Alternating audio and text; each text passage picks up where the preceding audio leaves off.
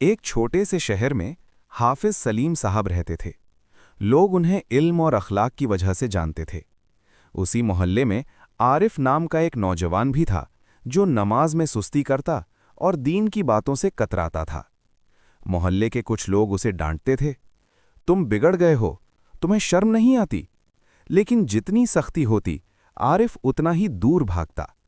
ایک دن حافظ سلیم صاحب نے اسے بازار میں دیکھا۔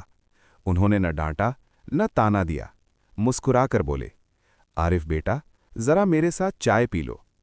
چائے کی دکان پر بیٹھ کر انہوں نے سیدھا نماز کا ذکر نہیں کیا، پہلے اس کے کام، گھر اور حالات پوچھے، پھر بڑے پیار سے بولے، بیٹا انسان کی زندگی ایک سفر ہے، اگر راستہ صاف ہو تو منزل آسان ہو جاتی ہے، نماز اسی راستے کی روشنی ہے، تم سمجھدار ہو، سوچو جو ہمیں پیدا کرے کیا اس کا شکر ادا کرنا ضروری نہیں؟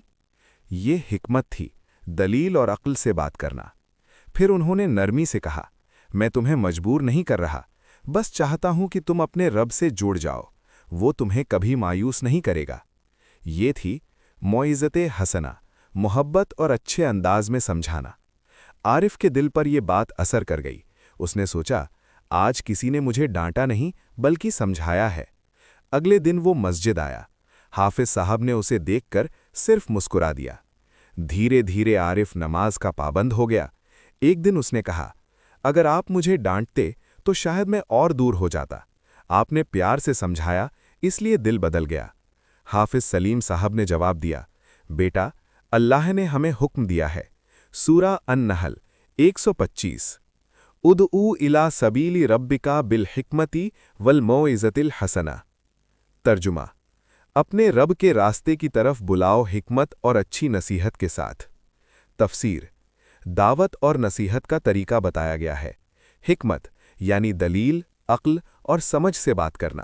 موعظت حسنہ یعنی نرمی، محبت اور اچھے انداز میں سمجھانا۔ اس سے ثابت ہوا کہ سختی اور بداخلاقی سے نہیں بلکہ اچھے لہجے اور دلیل کے ساتھ دین کی بات کرنی چاہیے۔